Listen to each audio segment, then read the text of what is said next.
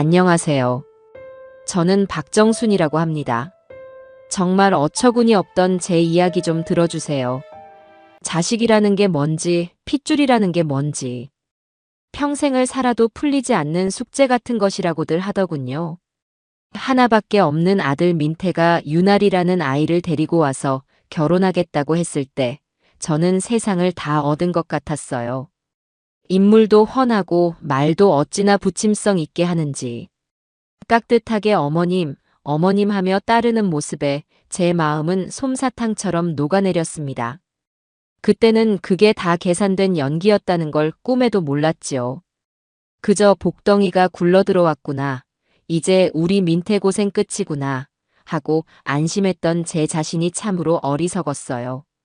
모든 비극은 바로 그 핸드폰, 제 손때 묻은 낡은 핸드폰 하나에서 시작되었습니다.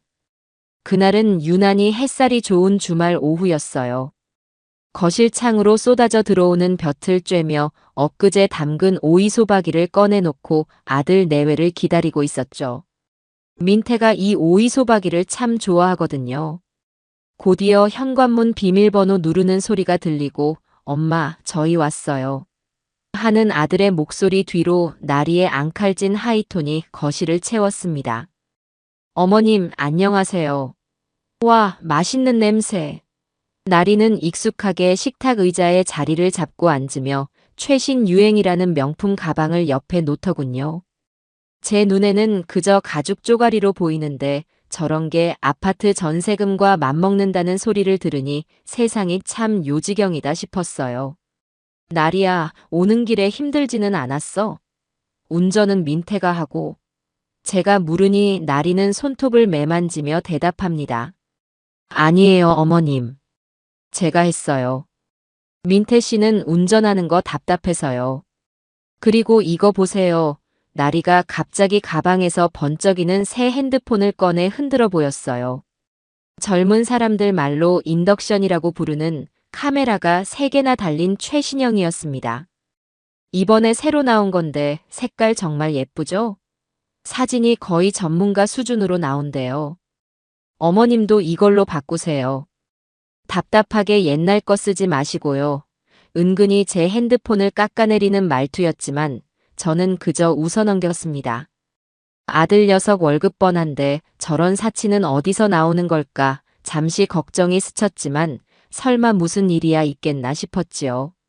한참을 그렇게 자기 핸드폰 자랑을 늘어놓던 나리가 갑자기 표정을 바꾸며 미간을 찌푸렸어요. 이게 왜 이러지? 나리는 자기가 그렇게 자랑하던 새 핸드폰을 손바닥에 몇 번 내리치며 전원 버튼을 눌러댔습니다. 아, 짜증나. 산지 일주일도 안 됐는데 먹통이 됐네. 중요한데 연락할 곳이 있는데 투덜거리는 나리의 모습에 민태가 안절부절 못하며 제게 다가왔습니다. 엄마, 나리가 급하게 연락할 때가 있나 봐. 엄마 핸드폰 잠깐만 빌려드리면 안 될까? 아들의 말에 저는 순간 망설였어요. 제 핸드폰은 단순한 기계가 아니었거든요. 은행 업무부터 시작해서 친구들과의 소소한 연락, 제 모든 일상이 그 작은 기계 안에 담겨 있었으니까요. 그걸 뭘 빌려가니? 서비스 센터에 가봐야지 제가 마뜩잖게 대답하자 나리가 금세 울상을 지으며 말꼬리를 느렸습니다. 어머님, 정말 잠깐이면 돼요. 딱 한 통만 하고 드릴게요. 네. 친구랑 약속 잡은 게 있는데 확인을 해야 해서요. 옆에서 민태는 계속 제 팔을 툭툭 치며 눈치를 줬습니다. 엄마, 그냥 좀 빌려드려. 뭘 그렇게 빡빡하게 굴어 아들 녀석의 성화에, 그리고 금방이라도 눈물을 터뜨릴 것 같은 나리의 연기에 저는 결국 두 손을 들고 말았어요. 알았다, 알았어. 유난 떨기는. 여기 있다. 금방 돌려줘야 한다. 저는 안방 서랍에서 핸드폰을 꺼내 나리에게 건넸습니다. 나리는 핸드폰을 받아들자마자 언제 울상이었냐는 듯 환하게 웃으며 말했죠. 어머님, 고맙습니다. 저쪽 방에 가서 조용히 통화만 하고 올게요. 나리는 그렇게 제 핸드폰을 들고 작은 방으로 쏙 들어가 버렸습니다. 지금 생각해보면 그 아이가 제 인생을 통째로 들고 들어간 것이나 다름없었어요. 10분이 지나고 20분이 지나도 나리는 나올 생각을 안 했습니다. 그깟 통화 한 통이 뭐 그리 오래 걸리는지. 제가 아가 아직 멀었니? 하고 묻자 나리는 그제야 문을 빼꼼 열고 말했어요. 아, 어머님 죄송해요. 통신 상태가 안 좋은지 자꾸 끊겨서요. 거의 다 됐어요. 그 말에 또 속아 넘어간 저는 더는 재촉하지 않고 거실에 앉아 텔레비전만 멀뚱히 바라보았습니다. 1시간이 훌쩍 지나서야 나리는 방에서 나왔습니다. 어머님 여기요. 오래 써서 죄송해요. 근데 이거 좀 많이 느리네요. 제게 핸드폰을 돌려주는 나리의 말투에는 고마움 대신 불평이 섞여 있었어요. 그리고는 뭐가 그리 급한지, 어머님, 저희는 이만 가볼게요. 친구랑 약속이 있어서요. 라며 민태를 잡아 끌었습니다. 아들 녀석은 제가 정성껏 싸놓은 오이소박이 김치통은 쳐다보지도 않고 나리의 뒤를 허둥지둥 따라 나섰습니다. 텅 빈 거실에 혼자 남겨진 저는 허탈한 마음에 한숨만 내쉬었어요. 돌려받은 핸드폰을 무심코 켰는데 평소와는 다르게 배터리가 거의 닳아 있었습니다. 그 짧은 시간에 뭘 했기에 배터리가 이리도 없는 건지. 그때 조금만 더 유심히 살펴봤어야 했는데. 저는 그저 오래된 핸드폰이라 배터리가 빨리 닳는가 보다 하고 대수롭지 않게 충전기에 꽂아둘 뿐이었습니다. 그날 밤 저는 꿈자리가 뒤숭숭했어요. 시커먼 구렁이가 제 발목을 칭칭 감는 꿈을 꾸다가 소스라치게 놀라 잠에서 깼습니다.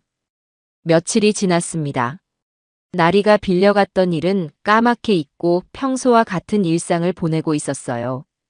오후 내내 드라마를 보다가 잠시 채널을 돌리는 사이에 딩동하고 문자 메시지 도착 알림이 울렸습니다. 무심코 화면을 보니 생전 처음 보는 번호로 문자가 와 있었어요. 땡땡캐피탈 박정순 고객님, 신청하신 500만 원 신용대출이 정상적으로 접수되었습니다. 심사 후 다시 연락드리겠습니다. 순간 제 눈을 의심했습니다. 대출이라니요. 평생 남에게 돈 한 번 빌려본 적 없는 저인데 이런 문자를 받으니 황당하기 짝이 없었어요. 이것들이 누굴 보고. 내가 돈이 없어서 대출받을 사람으로 보이나 저는 혀를 차며 중얼거렸습니다. 요즘은 스팸 문자도 참 가지가지로 온다고 생각했어요. 순진한 노인들을 상대로 사기를 치려는 수법이겠거니 하고는 곧장 해당 문자를 꾹 눌러 삭제해버렸습니다. 그리곤 다시 드라마에 집중하려 했지만 어쩐지 마음 한구석이 개운치 않았어요. 박정순 고객님하고 정확하게 찍힌 제 이름이 자꾸만 눈앞에 어른거렸습니다. 하지만 이내 고개를 저었어요. 설마 무슨 일이 있겠어. 내가 신청한 것도 아닌데. 그렇게 스스로를 안심시키며 불안한 마음을 억지로 털어냈습니다. 그것이 거대한 재앙의 서막을 알리는 경고음이었다는 사실은 꿈에도 모른 채 말이에요. 그 주 주말, 저는 동네 친구들과 함께 오랜만에 시장에 나갔습니다. 며칠 뒤가 제 생일이라 친구들이 밥을 사주겠다며 성화를 부렸거든요. 시장 입구에 있는 단골 칼국수 집에서 맛있게 식사를 하고 계산을 하려는데 지갑을 보니 현금이 모자랐어요. 아이고, 내가 정신이 없네. 걱정 마라. 내게는 이게 있지. 저는 으쓱하며 핸드폰을 꺼내 들었습니다. 아들이 깔아준 모바일 간편결제 앱은 제게 있어 최신 문물의 상징과도 같았거든요. 얼마 전에도 넉넉하게 10만 원을 충전해 두었으니 문제 없을 거라 생각했죠. 그런데 가게 주인이 내민 결제 단말기에 핸드폰을 가져다 대는 순간 잔액이 부족합니다 라는 차가운 음성이 흘러나왔습니다. 네, 잔액이 부족하다고요? 그럴 리가 없는데 저는 당황해서 얼굴이 화끈 달아올랐어요. 친구들은 옆에서 정순아, 너 그거 쓸 줄은 아는 거냐? 그냥 내가 낼게라며 웃었지만 저는 자존심이 상해오기가 생겼습니다. 아니야, 잠깐만 기다려봐. 저는 가게 한쪽으로 비켜서서 간편결제 앱을 켰습니다. 그리고는 제 눈을 의심했어요. 분명 10만 원이 넘게 있어야 할 잔액이 고작 몇천 원밖에 남아있지 않았던 겁니다. 너무 놀라 손가락을 떨며 이용 내역을 확인해 보았습니다. 그러자 제 기억에 없는 결제 기록들이 줄줄이 나타났어요. 3일 전 땡땡 스타일이라는 쇼핑몰에서 28,000원. 이틀 전 같은 쇼핑몰에서 35,000원. 그리고 어제는 땡땡 게임이라는 곳에서 만원, 또 만원, 15,000원. 도합 10만 원에 가까운 돈이 제가 알지도 못하는 곳에서 야금야금 빠져나간 것이었습니다. 심장이 쿵쾅거리고 손이 부들부들 떨렸어요. 대체 이게 무슨 일이지? 누가 내 핸드폰을 만지기라도 한 걸까? 머릿속이 하얗게 변하는 것 같았죠. 그 순간 제 머리를 스치는 단 한 사람의 얼굴이 있었습니다. 바로 며느리 유나리였어요. 하지만 애써 그 생각을 지우려 했습니다. 설마 아무리 그래도 며느리가 시어머니 돈을. 말도 안 되는 일이라고 스스로를 다그쳤죠. 결국 그날 칼국수 값은 친구가 대신 계산했습니다. 저는 고맙다는 말도 제대로 못하고 창피함과 황당함에 고개를 푹 숙인 채 집으로 돌아왔어요. 집에 오자마자 저는 떨리는 손으로 나리에게 전화를 걸었습니다. 신호음이 몇 번 가고 나서야 나리가 전화를 받았어요. 평소보다 한 톤 높은 어딘가 귀찮음이 묻어나는 목소리였죠. 여보세요? 어머님 웬일이세요? 저는 애써 마음을 진정시키고 차분하게 물었습니다. 아가, 혹시 내 핸드폰으로 뭐 산 적 있니?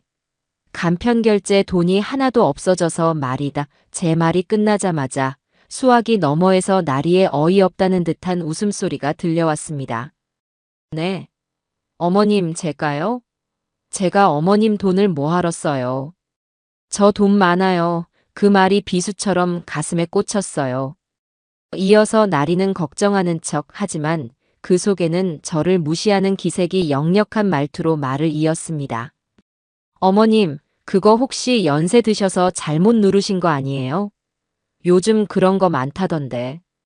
여기저기 막 누르다 보면 자기도 모르게 결제된다고 하더라고요. 호호. 이제 그런 거 쓰지 마시고 그냥 카드 쓰세요. 복잡하잖아요. 나리의 웃음소리가 귀에서 윙윙거리는 것 같았습니다. 저를 완전히 기억력 없고 판단력 흐린 늙은이 취급하는 그 태도에 피가 거꾸로 솟는 기분이었어요. 아니다. 내가 그런 걸 잘못 누를 사람이 아니야. 제가 단호하게 말했지만 나리는 에이, 그러시겠죠. 근데 저는 정말 아니니까 다른데 한번 알아보세요. 저 지금 바빠서 끊을게요. 어머님하고는 일방적으로 전화를 끊어버렸습니다. 뚝 하고 끊어진 전화기 너머로 정적이 흘렀습니다. 저는 한동안 멍하니 핸드폰을 손에 쥔 채 서 있었어요. 나리의 말이 맞을지도 모른다는 생각, 그리고 설마 하는 의심이 머릿속에서 엉켜 싸우기 시작했습니다.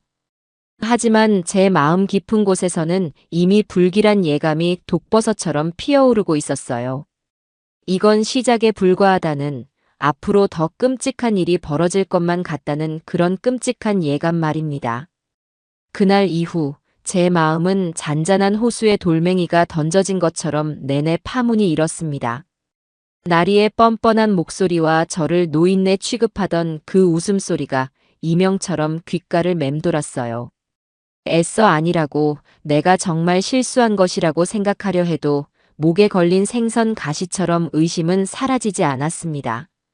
며칠 밤을 설치고 나니 혈압이 오르는지 뒷목이 뻣뻣하고 머리가 지끈거렸어요. 이런 일로 자식 내외와 얼굴을 붉히고 싶지 않았습니다. 그래, 그깟 몇만 원 내가 잃어버린 셈 치자. 그렇게 마음을 다잡고 다시 평온을 찾으려 안간힘을 썼지요. 하지만 운명은 제가 어설픈 평화 속에 안주하도록 내버려 두지 않았습니다. 더 거대한 폭풍이 제 삶의 문턱에서 조용히 숨을 고르고 있었으니까요. 사건은 보름 정도 지난 후에 터졌습니다. 매달 말일은 제가 가진 작은 상가에서 월세가 들어오는 날이에요. 세입자분들이 하루 이틀 늦을 때도 있지만 대부분은 날짜를 어기지 않고 꼬박꼬박 입금해 주십니다. 그 돈을 받아 공과금도 내고 생활비도 하고 남는 돈은 다시 예금 통장에 차곡차곡 모으는 것이 제 유일한 재테크이자 소소한 낙이었어요. 그날도 아침부터 은행 앱에 들어가 입금 알림이 떴는지 확인하고 있었습니다. 그런데 무언가 이상했어요. 분명 어제 저녁까지 확인했을 때와 통장 잔액의 앞자리 숫자가 달랐습니다. 한참을 눈을 비비고 다시 쳐다보았어요. 잘못 본 것이 아니었습니다. 동그라미 하나가, 아니 숫자 하나가 통째로 사라져 있었어요. 심장이 쿵 하고 바닥으로 떨어지는 소리가 들리는 듯 했습니다. 저는 떨리는 손으로 거래 내역 조회를 눌렀습니다. 스크롤을 내리자 제 눈을 의심하게 하는 출금 기록이 선명하게 찍혀 있었어요. 김민태 앞으로 정확히 1,000만 원. 출금 시간은 닷새 전 새벽 2시 17분. 제가 세상 모르고 잠들어 있을 시간이었습니다. 머릿속이 하얘지면서 숨이 턱 막혔어요. 1,000만 원이라니요. 제가 평생을 아끼고 아껴서 모은 제 노후 자금이자 마지막 보루 같은 돈이었습니다. 소액 결제 몇만 원과는 차원이 다른 문제였죠. 혹시 아들에게 무슨 급한 일이 생겨서 제게 말을 못하고 가져다 쓴 걸까? 하지만 민태는 그럴 아이가 아니었습니다. 아무리 급해도 반드시 제게 먼저 상의했을 거예요. 게다가 이체 기록에 찍힌 이름은 분명 아들 이름인데 왜 저는 전혀 아는 바가 없을까요? 아니야, 이건 뭔가 잘못됐어. 은행 시스템에 오류가 생긴 걸 거야. 저는 그렇게 중얼거리며 겉옷을 꿰어 입었습니다. 손이 어찌나 떨리는지 단추를 채우는 것조차 힘들었어요. 버스를 타고 가는 내내 창밖 풍경은 눈에 들어오지 않았습니다. 오로지 제 머릿속에는 1,000만 원이라는 숫자와 김민태라는 이름 석 자만 맴돌았어요. 은행에 도착하자마자 번호표를 뽑고 초조하게 제 차례를 기다렸습니다. 제 앞에 앉은 젊은 여직원은 무슨 일이냐는 듯 무심한 표정으로 저를 쳐다보더군요. 저는 다짜고짜 통장과 신분증을 내밀며 거의 울부짖다시피 말했습니다. 내 통장에서 돈이 빠져나갔어요. 1,000만 원이나. 나는 그런 적이 없는데 확인 좀 해주세요. 제 다급한 목소리에 주변 사람들이 힐끔거렸지만 저는 그런 걸 신경 쓸 겨를이 없었습니다. 여직원은 잠시 제 통장과 컴퓨터 화면을 번갈아 보더니 이내 사무적인 말투로 대답했어요. 고객님, 확인해보니 닷새 전 새벽에 모바일 뱅킹을 통해 정상적으로 이체 처리된 내역이 맞습니다. 공인인증서 비밀번호와 보안카드 번호까지 정확하게 입력되었네요. 그 말에 저는 하늘이 무너지는 것 같았어요. 모바일 뱅킹이라니요? 나는 그 시간에 자고 있었어요. 그리고 공인인증서 비밀번호는 나밖에 모르는데. 제가 소리치자 직원은 조금 귀찮다는 듯이 대답했습니다. 혹시 비밀번호를 다른 사람에게 알려주신 적은 없으신가요? 가족이라든가 이체 받으신 분 성함이 김민태님으로 되어 있네요. 김민태. 그 이름이 다시 한번 제 가슴에 비수처럼 날아와 박혔습니다. 저는 더 이상 아무 말도 할 수 없었어요. 은행 직원의 말이 맞다면 범인은 제 핸드폰을 이용했고 제 공인인증서 비밀번호를 알고 있으며 제 보안카드를 가지고 있는 사람이었습니다. 그리고 그 돈은 제 아들의 계좌로 들어갔어요. 모든 정황이 단 한 사람을 가리키고 있었습니다. 며느리 유나리. 그 아이가 제 핸드폰을 빌려간 뒤로 모든 이상한 일들이 시작되었으니까요. 저는 망연자실한 채 은행을 나와 집으로 향했습니다. 발걸음이 천근만근 무거웠어요. 집으로 돌아오는 길에 저는 결심했습니다.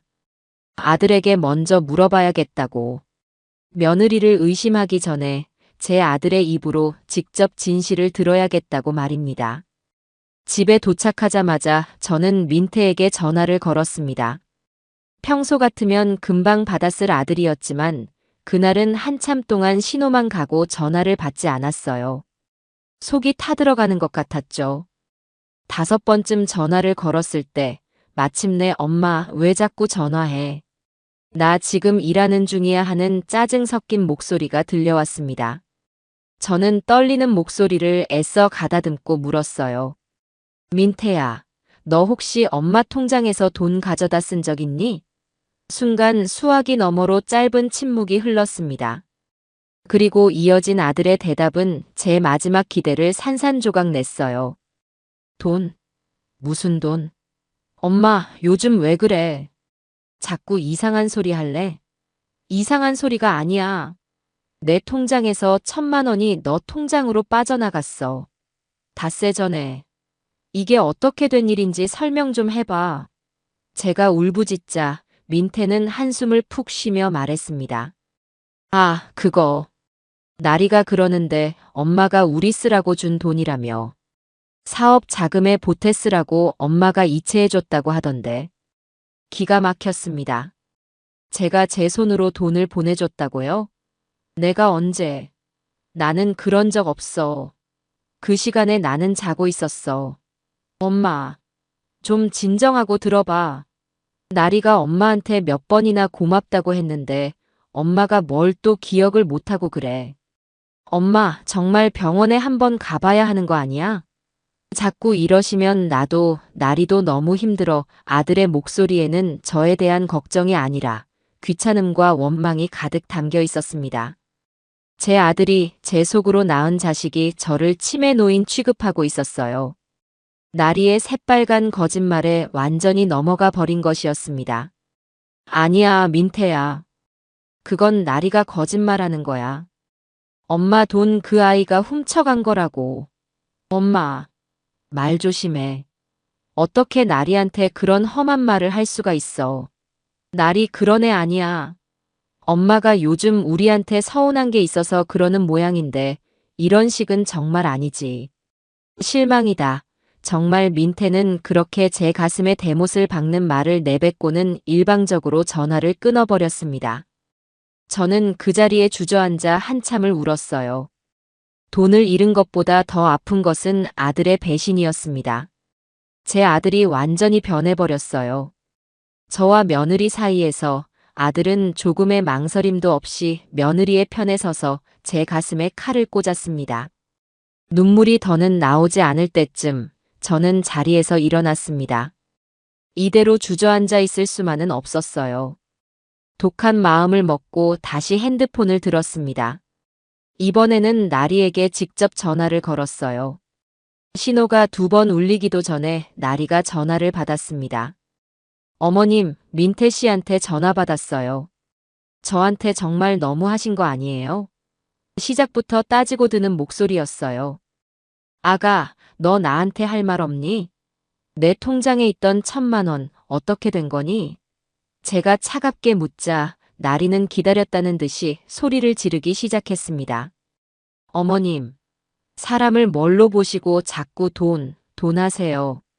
그거 어머님이 저희 보태 쓰라고 주신 돈이잖아요. 민태 씨 사업하는 거 힘든 거 뻔히 아시면서 주셨다 뺏는 게 어디 있어요? 그리고 제가 언제 훔쳐갔다고 그러세요? 증거 있어요? 뻔뻔함의 극치였습니다. 나리는 마치 자기가 피해자인 것처럼 목소리를 높여 억울함을 토해냈어요. 증거. 너가 내 핸드폰 빌려간 날 이후로 이런 일이 생겼잖니. 그날 내 핸드폰으로 무슨 짓을 한 거야? 무슨 짓이라니요? 말 함부로 하지 마세요. 제가 어머님 핸드폰으로 뭘 해요? 통화 한 통 한 죄밖에 없어요. 어머님이 연세 드셔서 자꾸 깜빡깜빡 하시니까 애먼 사람 잡으시는 거잖아요. 제가 이럴 줄 알았으면 민태 씨랑 결혼 안 했어요. 어떻게든 결혼 말리시려고 이러시는 거죠? 네, 알겠어요. 그렇게 제 얼굴 보기 싫으시면 저 민태 씨랑 이혼할게요. 됐어요? 나리는 울고불고 소리를 지르며 전화를 끊었습니다. 그야말로 적반하장도 유분수였죠. 제 돈을 훔쳐가고도 모자라 저를 아들과 이간질하고 정신 나간 노인네로 몰아세우는 그 아이의 악랄함에 온몸이 부들부들 떨렸습니다. 잠시 후 아들에게서 문자가 왔어요. 엄마, 날이 지금 엄마 때문에 울고불고 난리 났어. 당분간 저희 집에 찾아오지도 말고 연락도 하지 마. 그 문자를 보는 순간 제 세상이 완전히 무너져 내렸습니다. 저는 돈도 자식도 제 인생도 모두 잃어버린 기분이었어요. 사방이 벽으로 꽉 막힌 어두운 방에 혼자 갇혀버린 것만 같았습니다. 며칠을 알아누웠습니다. 밥도 넘어가지 않고 잠도 오지 않았어요. 눈을 감으면 나리의 비웃는 듯한 얼굴과 아들의 차가운 목소리가 환영처럼 나타나 저를 괴롭혔습니다. 억울하고 분해서 화병이 날 지경이었죠. 이러다 정말 제 풀에 쓰러져 죽겠다 싶었어요. 하지만 이대로 죽을 수는 없었습니다. 이렇게 당하고만 있을 수는 없었어요. 제 평생을 바쳐 모은 재산을 지켜야 했고 무엇보다 제 명예를 되찾아야 했습니다. 저를 정신 나간 노망난 늙은이로 몰아붙인 며느리와 그런 며느리의 말만 믿고 등을 돌린 아들에게 진실이 무엇인지 똑똑히 보여줘야 했습니다. 저는 끙끙 앓던 몸을 억지로 일으켜 세웠습니다. 그리고 다시 은행으로 향했어요. 지난번에 그 무심한 여직원이 아닌 다른 사람에게 희망을 걸어보고 싶었습니다. 은행은 여전히 사람들로 붐볐습니다. 번호표를 뽑고 한참을 기다려 창구에 앉았어요. 이번에는 갓 입사한 것처럼 보이는 앳된 얼굴의 남자 직원이었습니다. 저는 지난번처럼 흥분하지 않고 최대한 차분하게 자초지종을 설명하기 시작했어요. 제가 잠든 사이에 돈이 빠져나갔고 아들은 제가 돈을 준 거라고 말하고 며느리는 잡아떼는 상황까지. 제 이야기를 듣는 남자 직원의 표정은 이전의 여직원과는 달랐습니다. 안타깝다는 듯 미간을 살짝 찌푸리며 제 이야기에 귀를 기울여 주더군요. 제 하소연이 끝나자 그는 잠시 생각에 잠기더니 조심스럽게 입을 열었습니다. 어르신, 혹시 핸드폰 잠시 볼 수 있을까요? 제가 한번 확인해 봐도 괜찮을까요? 저는 지푸라기라도 잡는 심정으로 그에게 핸드폰을 건넸습니다. 직원은 제 핸드폰을 받아들고 이것저것 능숙하게 눌러보기 시작했어요. 한참을 들여다보던 그의 표정이 점점 심각해졌습니다. 어르신, 이거 이상한데요. 그의 말에 제 심장이 다시 쿵쾅거리기 시작했어요. 뭐가 이상한가? 제가 묻자 직원이 핸드폰 화면을 제 쪽으로 돌려 보여주었습니다. 화면에는 인증서 관리라는 메뉴가 떠 있었어요. 여기 보시면 약 보름 전에 공인인증서가 재발급된 기록이 있습니다. 보통 본인이 아니면 재발급이 상당히 까다로운데 혹시 직접 하신 게 맞으신가요? 재발급? 나는 그런 거 한 적 없어. 제 대답에 직원은 고개를 끄덕이며 말을 이었습니다. 그리고 더 이상한 게 있습니다. 그는 갤러리 앱을 열어 사진첩을 보여주었습니다. 그 안에는 제가 찍은 적 없는 사진 한 장이 저장되어 있었어요. 바로 제 보안카드 앞뒷면을 찍은 사진이었습니다. 사진을 보는 순간 온몸에 소름이 돋았습니다. 이건 제가 말을 잇지 못하자 직원이 설명해 주었습니다. 범인은 어르신 핸드폰으로 인증서를 재발급받고 이 보안카드 사진을 이용해 모든 금융 거래를 한 것으로 보입니다. 이렇게 증거를 남겨둘 정도로 대담하고 치밀하네요. 모든 퍼즐이 맞춰지는 순간이었습니다. 나리는 제 핸드폰을 빌려가서 통화를 한 것이 아니었어요. 그 1시간 남짓한 시간 동안 제 핸드폰에 있는 공인인증서를 재발급받고 제 지갑에 있던 보안카드를 꺼내 사진으로 찍어 저장해 둔 것이었습니다. 그러니 언제 어디서든 제 통장을 자기 통장처럼 마음대로 주무를 수 있었던 거죠. 저는 그 젊은 은행원에게 몇 번이고 고맙다고 인사를 하고 자리에서 일어났습니다. 명백한 증거를 찾았다는 안도감과 함께 상상 이상의 악랄함에 치가 떨렸어요. 은행을 나서는데 심장이 다시 한번 철렁 내려앉는 기분이 들었습니다. 예금 1,000만 원이 전부가 아닐 수도 있다는 끔찍한 생각이 뇌리를 스쳤기 때문이에요. 저는 홀린 듯이 발걸음을 옮겨 은행 옆 건물에 있는 보험회사 고객센터로 향했습니다. 고객센터에 들어가 제 이름을 대고 계약 내용을 확인해 달라고 요청했습니다. 20년 넘게 붙던 종신보험이었어요. 무슨 일이 생겼을 때 아들에게 짐이 되지 않으려고, 그리고 제가 세상을 떠났을 때 조금이라도 보탬이 되어주려고 악착같이 유지해온 제 마지막 자존심 같은 것이었습니다. 잠시 컴퓨터를 두드리던 직원의 표정이 어두워졌어요. 고객님, 해당 보험은 열흘 전에 해지 처리되셨는데요. 네. 해지라니요? 누가요? 온라인으로 직접 해지 신청하셨고, 해지 환급금 6천만 원가량은 고객님 명의의 다른 은행 계좌로 모두 송금 완료되었습니다. 직원이 보여주는 화면에는 제가 생전 처음 보는 낯선 은행의 계좌번호가 적혀 있었습니다. 나리가 제 명의를 도용해 만든 대포 통장이 틀림없었어요. 저는 그 자리에 그대로 주저앉을 뻔했습니다. 예금 1,000만 원이 아니었어요. 6천만 원. 제 20년 세월이 담긴 피 같은 돈이 공중으로 날아가 버린 것이었습니다. 나리는 제 예금뿐만 아니라 보험까지 손을 대 제 노후를 송두리째 뽑아가고 있었던 겁니다. 정신을 차릴 수가 없었습니다. 비틀거리는 걸음으로 집으로 돌아왔어요. 식탁에 힘없이 주저앉아 멍하니 허공만 바라보았습니다. 그때 우편함에 꽂아두고 며칠째 확인하지 않았던 우편물들이 생각났어요. 혹시나 하는 마음에 우편함으로 달려가 쌓여있던 편지들을 들고 왔습니다. 각종 공과금 고지서와 광고지들 사이에 낯선 캐피탈 회사의 로고가 찍힌 봉투 하나가 끼어 있었습니다. 며칠 전 스팸인 줄 알고 지워버렸던 그 대출 신청 문자를 보낸 바로 그곳이었어요. 손을 벌벌 떨며 봉투를 뜯었습니다. 안에는 대출 약정서라는 제목의 서류가 들어 있었어요. 제 명의로 500만 원이 대출되었고 매달 얼마씩의 원리금을 상환해야 한다는 내용이 빼곡히 적혀 있었습니다. 예금 1,000만 원, 보험 해지 환급금 6천만 원, 그리고 저도 모르는 대출 500만 원. 나리가 제게서 훔쳐간 돈은 무려 7,500만 원에 달했습니다. 제가 평생 길거리에서 폐지를 주워 팔아도 만져보기 힘든 거액이었어요. 그제야 모든 상황이 명확하게 이해되었습니다.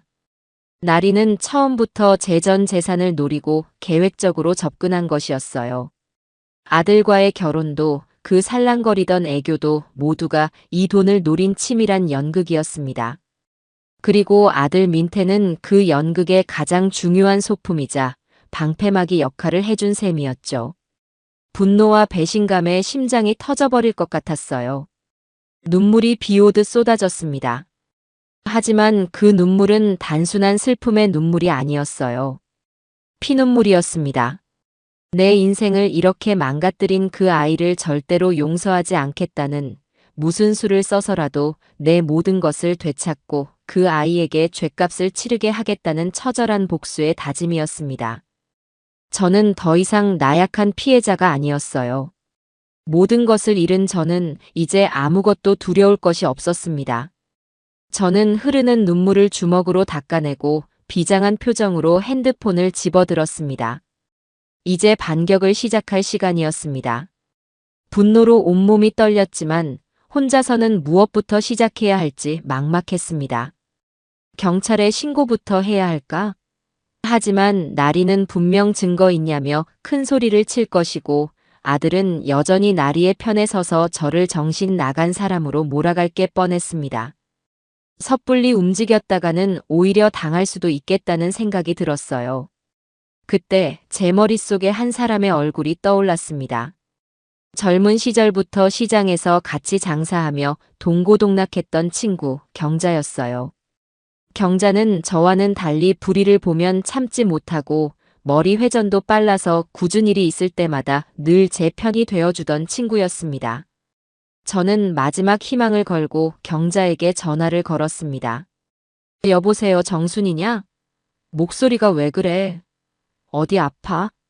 제 목소리를 듣자마자 경자는 단박에 이상한 낌새를 눈치챘습니다. 저는 더 참지 못하고 전화기를 붙들고 그동안 있었던 일들을 전부 털어놓기 시작했어요. 나리가 핸드폰을 빌려간 일부터 사라진 소액결제 금액, 뭉텅이로 빠져나간 예금, 해지된 보험, 그리고 저도 모르는 대출까지. 말을 하는 내내 억울함에 목이 메고 눈물이 흘렀습니다. 제 이야기를 잠자코 듣고 있던 경자는 한숨을 푹 쉬더니 이내 버럭 소리를 질렀습니다. 이런 미친 여편네를 봤나? 야, 박정순. 너 그걸 왜 지금까지 혼자 끙끙 앓고 있었어? 당장 그년 머리끄덩이를 잡으러 가도 시원찮을 판에. 경자의 불호령에 저는 오히려 정신이 번쩍 드는 기분이었어요. 경자야, 나 어떡하면 좋으니? 민태는 완전히 그 애한테 넘어가서 내 말은 들으려고도 안 해. 제가 울먹이자 경자가 단호하게 말했습니다. 울지 마. 지금 울 때가 아니야. 정신 똑바로 차려, 박정순. 이대로 당하고만 있을 거야? 내가 평생 어떻게 모은 돈인데 그걸 날강도 같은 년한테 뺏겨. 당장 우리 집으로 와. 얼굴 보고 얘기하자. 경자의 말에 저는 용기를 얻어 옷을 챙겨 입고 경자의 집으로 향했습니다. 경자는 저를 보자마자 등을 세게 후려치며 소리쳤어요. 이 바보야. 속이 다 썩어 문드러졌겠네. 그리곤 따뜻한 유자차를 한 잔 내어주며 제 옆에 앉았습니다. 경자의 얼굴을 보니 왠지 모를 안도감에 다시 눈물이 핑 돌았어요. 경자는 제 손을 꽉 잡아주며 말했습니다. 됐다, 이제 울지 마. 나랑 같이 잡자, 그 여우 같은 년. 아니, 구렁이 같은 년이지. 내 돈 다 토해내게 만들고 내 아들놈 정신도 번쩍 들게 해줘야지. 경자의 단호한 목소리는 제게 큰 힘이 되어 주었습니다. 우리는 식탁에 마주 앉아 앞으로 어떻게 해야 할지 계획을 세우기 시작했어요. 경자는 경찰에 바로 신고하는 것은 아직 이르다고 했습니다. 날이 그년이 보통 내기가 아닌 것 같아. 증거도 없이 갔다가는 오히려 무고죄로 역공을 당할 수 있어. 확실한 물증, 스스로 제 입으로 범행을 자백하게 만드는 증거가 필요해. 자백이라니. 그 뻔뻔한 애가 제 입으로 불 것 같아? 제가 묻자 경자는 의미심장한 미소를 지으며 말했습니다. 사람은 돈 앞에서 약해지기 마련이야. 특히나 그렇게 탐욕스러운 인간은 더 그렇지. 우리가 미끼를 던지는 거야. 그년이 절대 거부할 수 없는 아주 달콤한 미끼를 경자의 눈이 반짝였습니다. 그러다 경자는 갑자기 무릎을 탁 치며 말했어요. 정순아, 너 옛날에 쓰던 핸드폰 혹시 집에 있니? 버리지 않았으면 경자의 말에 생각해보니 서랍 구석에 예전에 쓰던 낡은 스마트폰을 넣어둔 기억이 났습니다. 있긴 한데 그건 왜? 됐어. 그거 가지고 와. 이제부터 작전 시작이야. 저는 경자의 집에서 나와 곧장 집으로 돌아와 서랍을 뒤졌습니다. 먼지가 뽀얗게 쌓인 낡은 스마트폰을 찾아내 충전기에 꽂으니 다행히도 전원이 켜졌어요. 저는 그 핸드폰을 들고 다시 경자에게 달려갔습니다. 경자는 제 낡은 핸드폰을 받아들고 한참을 만지작거리더니 이내 통화 녹음 앱을 찾아냈습니다. 자, 봐봐. 전화가 걸려오면 이 버튼만 누르면 돼. 그럼 상대방 목소리랑 내 목소리가 전부 녹음되는 거야. 음질도 아주 깨끗한 애. 경자는 제게 녹음 기능을 몇 번이고 시연해 보여주며 사용법을 익히게 했습니다. 앞으로 날이나 민태랑 통화할 일 있으면 무조건 이걸로 받아.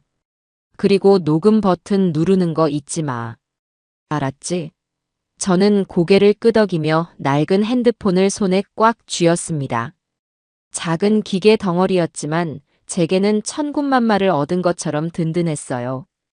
드디어 반격의 무기가 생긴 것이었습니다. 첫 번째 작전은 바로 시작되었습니다. 경자는 제 옆에 바싹 붙어 앉아 제 원래 핸드폰으로 아들 민태에게 전화를 걸라고 시켰습니다. 그리고는 낡은 핸드폰의 녹음 버튼을 누르고 스피커폰으로 바꾸라고 손짓했어요. 신호가 몇 번 가고 민태가 전화를 받았습니다.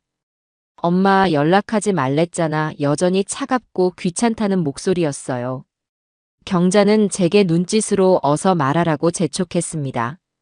저는 심호흡을 한 번 하고 일부러 울먹이는 목소리로 연기를 시작했어요. 민태야, 엄마야. 너 말이 맞는 것 같아. 내가 정말 나이를 먹어서 정신이 오락가락했나 봐. 나리한테 너무 미안해서 어떡하니. 내가 사과해야 하는데 나리 좀 바꿔줄 수 있겠어? 제 서러운 연기에 경자는 옆에서 잘한다며 주먹을 쥐어 보였습니다. 수화기 너머의 민태는 조금 당황한 듯 했어요. 엄마, 갑자기 왜 그래? 알았어. 잠시 후 전화기 너머로 작은 소리가 들려왔습니다. 민태가 나리에게 무언가 속삭이는 소리였죠. 나리야, 엄마가 전화했는데 자기가 잘못한 것 같다고 너한테 사과하고 싶대. 그러자 아주 희미하지만 분명하게 나리의 목소리가 들려왔습니다. 스피커폰이라 작게 들렸지만 그 목소리는 분명 나리의 것이었어요. 뭘 바꿔줘? 그냥 엄마가 돈 줄 거 있나 보지. 얼마 줄 거냐고 물어봐. 그리고 나한테 사과하려면 돈으로 하라고 해. 나리의 목소리는 제 귀에 똑똑히 들렸고 당연히 낡은 핸드폰에도 고스란히 녹음되고 있었습니다. 제 옆에 있던 경자는 분노에 찬 얼굴로 입모양으로 욕설을 내뱉었어요. 잠시 후 민태가 다시 전화를 받았습니다. 엄마, 나리는 지금 좀 그렇고 할 말 있으면 나한테 해. 민태는 나리가 시키는 대로 혹은 나리의 눈치를 보며 어설프게 상황을 막고 있었습니다. 저는 작전대로 한 발 물러섰습니다. 아, 알겠다. 그럼 나중에 다시 할게. 나리한테 꼭 미안하다고 전해줘. 저는 그렇게 전화를 끊었습니다. 경자는 곧바로 녹음된 파일을 재생했어요. 민태와의 대화, 그리고 그 뒤로 희미하게 들려온 나리의 목소리. 나한테 사과하려면 돈으로 하라고 해. 비록 작고 희미했지만 이것은 나리의 탐욕과 인성을 증명하는 첫 번째 증거였습니다. 저는 녹음된 나리의 목소리를 들으며 주먹을 불끈 쥐었어요. 그래, 유나리.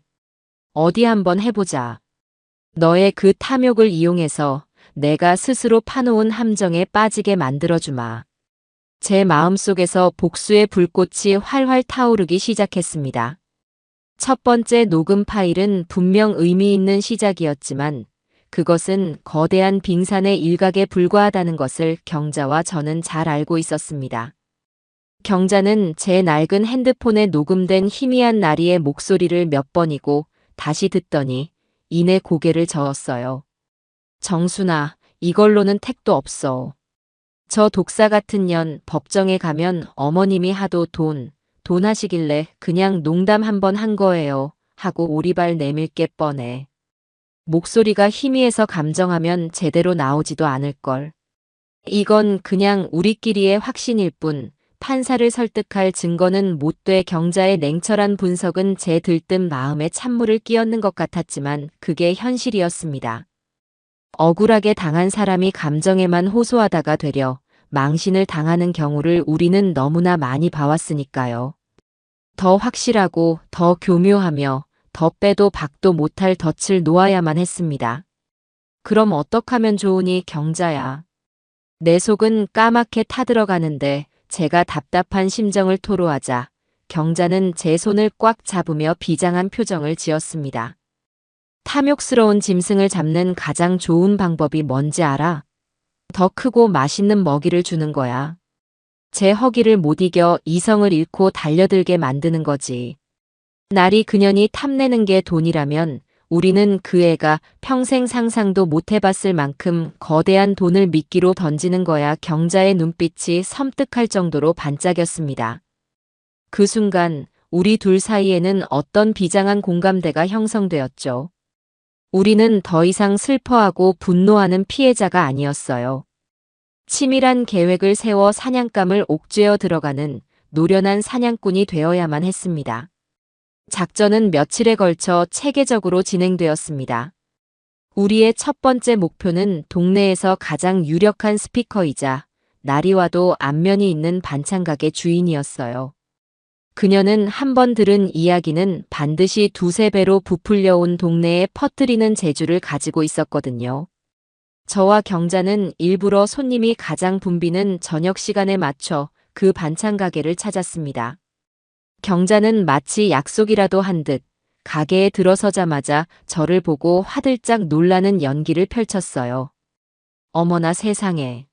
정순이 아니야? 너 얼굴이 왜 이렇게 폈어? 아주 기름이 좔좔 흐르네.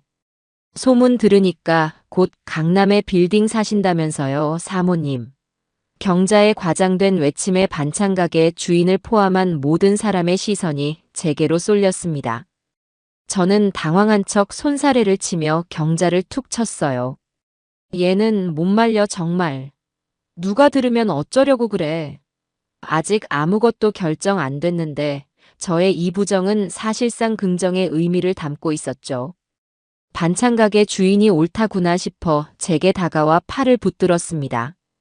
아니 형님, 진짜예요? 외갓집 땅이 대박 났다는 게 사실이었어? 아이고, 사람은 정말 오래 살고 볼 일이라니까. 얼마나 받으시는데요? 저는 일부러 목소리를 낮추고 주위를 두리번거리며 말했습니다. 쉿, 조용히 좀 해. 아직 자식들한테도 제대로 얘기 안 했어. 괜히 김칫국부터 마실까봐. 뭐 나라에서 하는 거라 얼마를 줄지는 모르겠는데 세금 떼고 뭐 떼고 해도 아파트 몇 채 값은 된다는 것 같더라고. 제 말에 가게 아는 감탄과 부러움의 탄성으로 가득 찼습니다.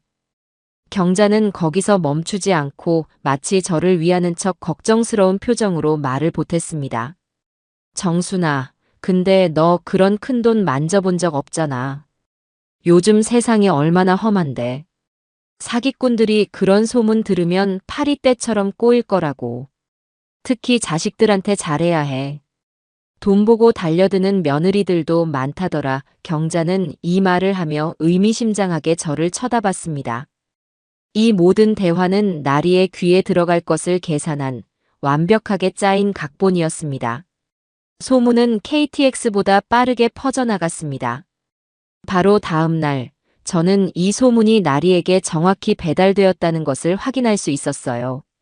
아침부터 기척도 없던 며느리에게서 전화가 온 겁니다. 어머님, 안녕하세요. 좋은 아침이에요. 식사는 하셨어요? 그 목소리는 마치 꿀을 바른 것처럼 달콤하고 간사했습니다. 저는 짐짓 아무것도 모른다는 듯 퉁명스럽게 대답했어요. 해 뜨고 지는 거 하루 이틀 보니. 용건만 간단히 해라. 에이, 어머님. 제가 꼭 용건이 있어야 전화드리나요? 그냥 어머님 목소리 듣고 싶어서 전화드렸죠. 근데 어머님, 혹시 무슨 좋은 일 있으세요? 어제 민태 씨가 동네에서 이상한 말을 들었다고 해서요. 저는 기다렸다는 듯이 한숨을 푹 쉬며 말했습니다. 소문 한번 빠르구나. 아직 아무것도 확실하지 않으니 너희는 신경 꺼라. 저의 애매한 태도는 나리의 탐욕에 불을 지피는 기름과도 같았을 겁니다. 그날 이후 나리의 태도는 눈에 띄게 달라졌습니다. 거의 매일같이 저희 집을 찾아왔는데 올 때마다 양손에는 값비싼 한우 세트나 제가 이름도 모르는 수입 영양제가 들려 있었어요. 제 돈으로 산 것이 분명한 그 선물들을 받아들 때마다 속에서는 천불이 났지만 저는 온화한 시어머니의 가면을 쓰고 그 애의 재롱을 받아주었습니다. 어머님, 제가 어깨 주물러 드릴게요. 그동안 고생 많으셨죠? 이제 제가 매일 이렇게 마사지해 드릴게요. 호호나리는 제 뒤에 서서 어깨를 주무르며 끊임없이 땅 이야기를 꺼냈습니다. 그래서 보상금은 언제쯤 나온대요? 현금으로 받으시는 거예요? 아니면 다른 땅으로 받으시는 거예요? 요즘은 세금 문제 때문에 현금으로 다 받으면 손해래요. 저희 민태 씨 아는 세무사가 있는데 제가 상담 한번 받아보라고 할까요? 그 아이의 머릿속은 온통 제 돈을 어떻게 하면 합법적으로 혹은 교묘하게 자기 주머니로 옮길 수 있을까 하는 생각으로 가득 차 보였습니다. 나리의 탐욕이 노골적으로 드러날수록 경자와 저는 다음 단계를 준비했습니다. 이제는 낡은 스마트폰의 녹음 기능으로는 한계가 있었어요. 나리와 마주 앉아 대화할 때 대놓고 녹음 버튼을 누를 수는 없는 노릇이었으니까요. 경자는 며칠 동안 발품을 팔아 남대문 시장과 용산 전자상가를 뒤지더니 마침내 완벽한 물건을 구해왔습니다. 겉보기에는 아주 평범한 검은색 만년필이었지만 그 안에는 초소형 고성능 녹음기가 내장되어 있었어요. 정순아, 이거 봐봐. 독일제라서 그런지 음질이 아주 기가 막혀. 주머니에 넣어둬도 작은 속삭임까지 다 잡는데. 이 펜 클립 부분을 위로 한번 올리면 녹음 시작, 다시 내리면 녹음 중지야. 아주 간단하지? 경자는 제게 녹음 펜의 사용법을 시연해 보이며 제 손에 쥐어주었습니다. 저는 그 차갑고 묵직한 펜을 손에 쥐고 경자 앞에서 몇 번이고 녹음 연습을 했습니다. 클립을 올리고 내리는 미세한 감각을 손끝에 익혔어요. 눈을 감고도 자연스럽게 조작할 수 있을 때까지 반복했습니다. 이것은 단순한 기계가 아니었어요. 제 억울함을 풀어주고 저 악랄한 며느리의 가면을 벗겨낼 정의의 칼이었습니다. 경자는 마지막으로 제게 신신당부했습니다. 정순아, 이제부터가 진짜 싸움이야. 절대 흥분하면 안 돼. 저쪽에서 아무리 널 화나게 하고 무시해도 너는 끝까지 어수룩하고 순진한 시어머니를 연기해야 해. 저쪽이 방심하고 제 발로 함정에 걸어 들어오게 만들어야 한다고. 할 수 있지? 저는 경자의 눈을 똑바로 바라보며 굳게 고개를 끄덕였습니다. 할 수 있고 말고요. 내 전 재산을, 내 자존심을, 그리고 내 아들을 되찾기 위해서라면 저는 악마 앞에서도 미소를 지을 수 있었습니다. 이제 모든 판은 짜였습니다. 거대한 먹이를 앞에 두고 교활한 짐승이 이성을 잃고 달려들기만을 기다리면 되는 것이었습니다. 그로부터 며칠 뒤 제 예상대로 나리는 더 이상 기다릴 수 없다는 듯이 행동에 나섰습니다. 주말 아침부터 전화를 걸어와서는 보상금 관련 서류를 자기가 대신 처리해주겠다며 당장 만나자고 성화를 부렸어요. 어머님, 제가 시청 담당자랑 통화했는데 오늘까지 온라인으로 서류 접수를 안 하면 순서가 뒤로 한참 밀린대요. 그러다 보상금 못 받으면 어떡해요? 제가 지금 갈 테니 어머님 신분증이랑 도장, 그리고 보안카드 같은 거 다 준비해 놓으세요. 나리의 목소리는 저를 위하는 척했지만 그 안에는 다급함과 초조함이 역력했습니다. 저는 속으로 쾌재를 부르며 최대한 불안하고 어쩔 줄 모르는 목소리로 대답했습니다. 어머, 그러니? 큰일이구나. 알겠다, 아가. 어서 오렴. 전화를 끊고 저는 심호흡을 한번 한 뒤 경자가 사준 그 비장의 녹음 펜을 블라우스 가슴 주머니에 단단히 꽂았습니다. 그리고 거실 식탁에 경자가 만들어준 가짜 서류 뭉치와 제 지갑을 올려놓고 마지막 결전을 준비했습니다. 얼마 지나지 않아 현관문이 거의 부서져라 열리고 나리가 헐레벌떡 들어왔습니다. 어머님, 아직도 그러고 앉아 계시면 어떡해요? 시간이 없는데.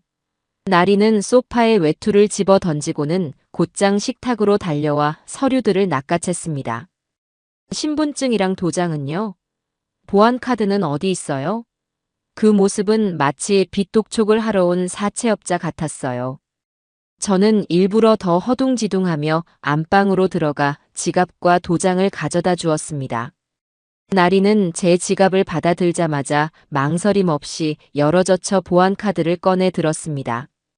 그 모습이 어찌나 자연스러운지 마치 자기 지갑을 뒤지는 것 같았죠. 자, 어머님. 이리 와서 앉아보세요. 제가 하는 거 잘 보셔야 해요. 나중에 또 잊어버리시면 안 되니까. 나리는 제 핸드폰을 빼앗아 들고는 제 옆에 의자를 바싹 당겨 앉았습니다. 저는 가슴 주머니 속 펜의 클립을 테이블 아래에서 아무도 모르게 딸깍하고 위로 밀어 올렸습니다. 녹음이 시작된 것이었죠.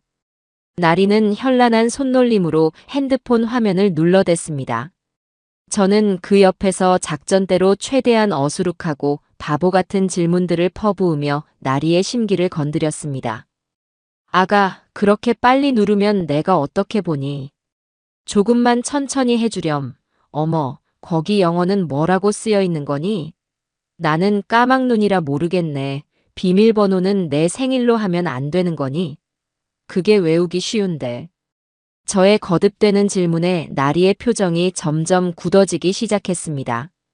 처음에는 애써 미소를 지으며 대답해주던 나리는 이내 인내심의 한계를 드러냈어요. 아, 어머님.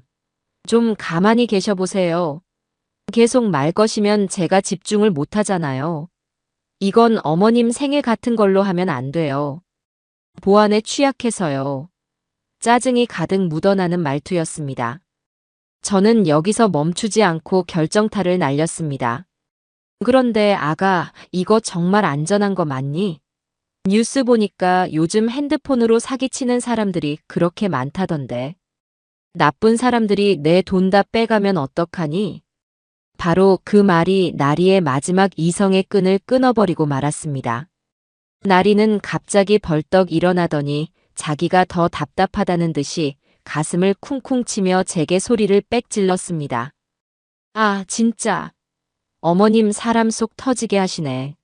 뭘 자꾸 빼가요? 안전하다니까요. 어머님은 이것도 하나 제대로 못하세요? 그냥 이렇게 누르면 된다니까요. 나리는 거의 울기 직전의 표정으로 제 핸드폰 화면을 손가락으로 거칠게 찔러댔습니다.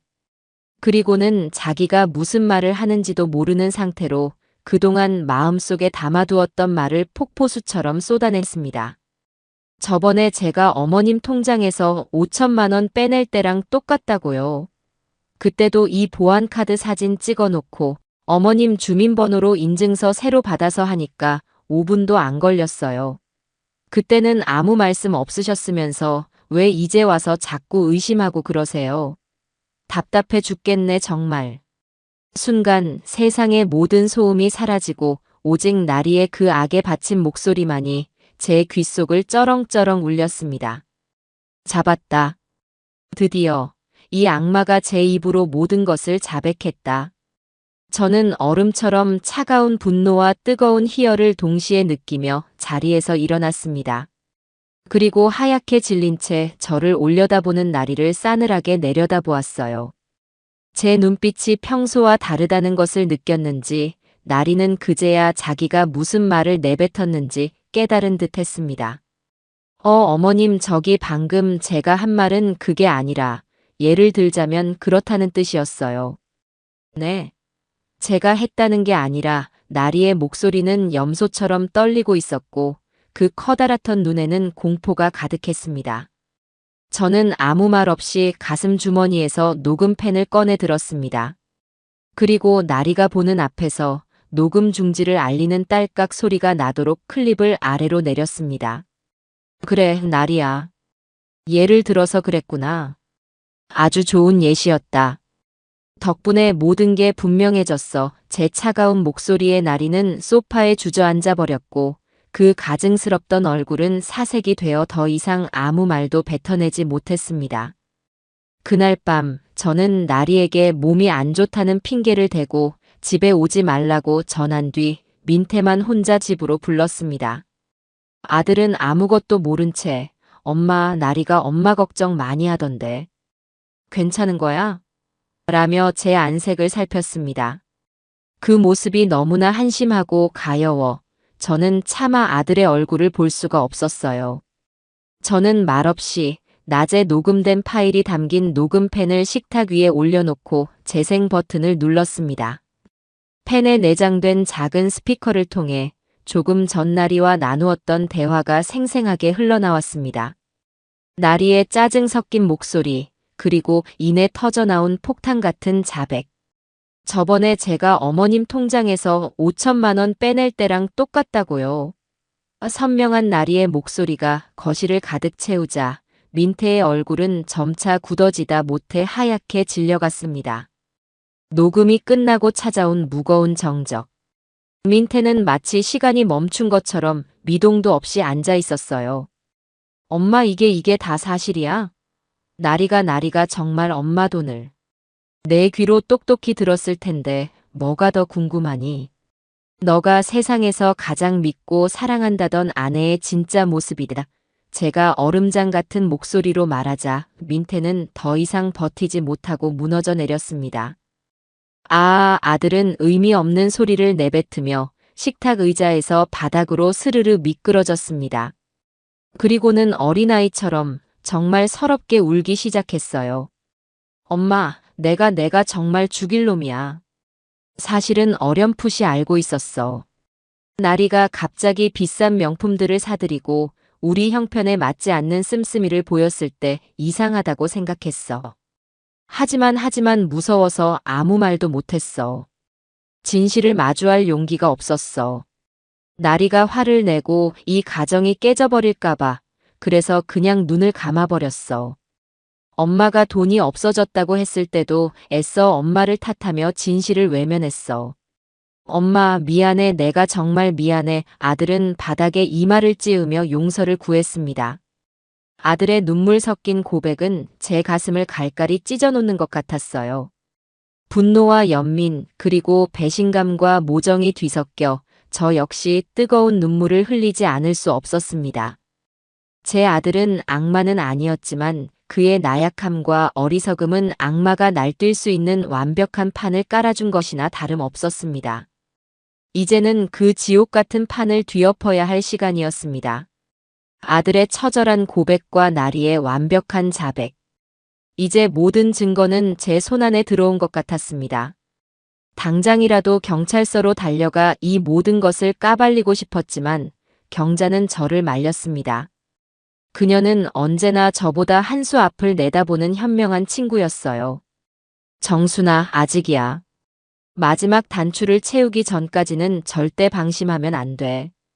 날이 그년이 자백을 하긴 했지만 홧김에 한 소리다. 시어머니가 하도 몰아붙여서 거짓말을 했다고 잡아떼면 골치 아파져. 그리고 가장 중요한 건 돈이야, 돈. 그 돈이 지금 어디에 있는지 찾아내지 못하면 너는 돈도 잃고 마음고생만 하다가 끝나는 거야. 경자의 말은 서늘한 비수처럼 제 가슴에 박혔습니다. 그랬습니다. 저는 돈을 되찾아야 했습니다. 제 피와 땀, 그리고 제 인생이 담긴 그 돈을 말입니다. 그럼 어떻게 해야 한단 말이니? 내가 그의 통장을 뒤져볼 수도 없고 제가 막막한 심정을 토로하자 경자는 기다렸다는 듯이 핸드폰을 꺼내 어딘가로 전화를 걸었습니다. 걱정 마. 이럴 때를 대비해서 내가 미리 손을 써놨지. 전문가의 도움이 필요할 때야. 경자가 말한 전문가는 바로 그녀의 조카였습니다. 어릴 적 명절 때 몇 번 보았던 까까머리에 유난히 눈빛이 초롱초롱했던 아이. 그 아이가 지금은 법의 테두리 안에서 사람들의 뒤를 쫓고 증거를 수집하는 소위 민간조사요원이 되어 있다고 했습니다. 경자는 약속을 잡았다며 저를 데리고 허름한 상가 건물에 있는 사무실로 향했습니다. 땡땡 기획이라는 낡은 간판이 붙은 사무실 문을 열자 말끔한 정장 차림의 청년이 우리를 맞았습니다. 바로 경자의 조카였어요. 그는 어릴 적의 개구쟁이 같은 모습은 온데간데 없고 모든 것을 꿰뚫어보는 듯한 날카로운 눈빛과 다부진 체격을 가진 진짜 전문가가 되어 있었습니다.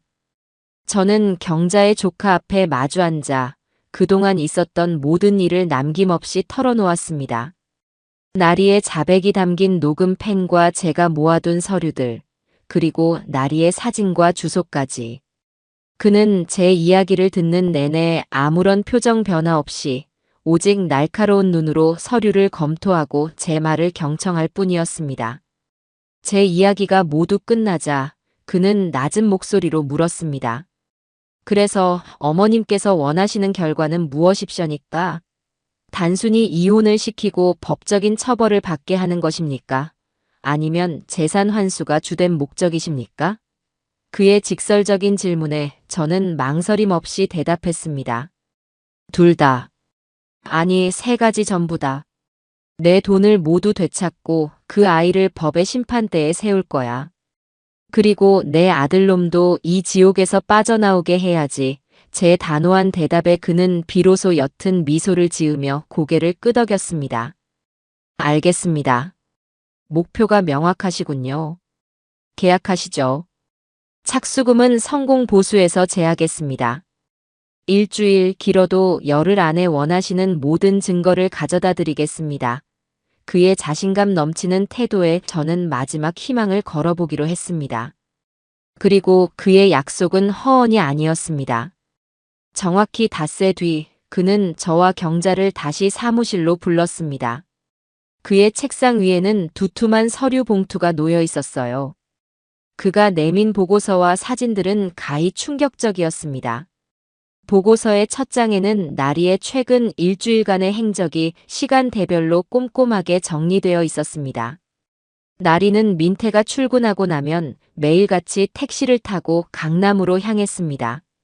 오전에는 백화점 명품관을 돌며 쇼핑을 하고 점심에는 고급 레스토랑에서 식사를 하고 오후에는 청담동의 유명 피부 관리실에서 관리를 받거나 필라테스 강습을 받고 있었어요.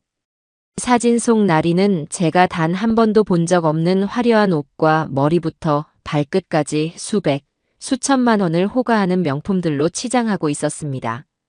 제 눈에는 마치 제 피를 빨아먹고 화려하게 피어난 독버섯처럼 보였습니다. 분노는 거기서 그치지 않았습니다. 다음 장에는 나리가 사용하고 있는 모든 차명 계좌의 리스트와 거래 내역이 빼곡히 정리되어 있었습니다. 나리는 이미 오래전에 연락이 끊긴 고등학교 동창이나 시골의 먼 친척들 명의까지 도용해 대포 통장을 10여 개나 만들어 운용하고 있었어요. 그리고 제 통장에서 빼돌린 돈을 수백만 원에서 1,000만 원 단위로 잘게 쪼개어 그 계좌들로 송금하며 자금 세탁을 하고 있었습니다. 경찰의 추적을 피하려는 그 치밀하고 악랄한 수법에 혀를 내두를 지경이었습니다. 심지어 그중 한 계좌에서는 캐나다 이민 전문 변호사에게 거액의 수임료를 지불한 내역까지 발견되었습니다.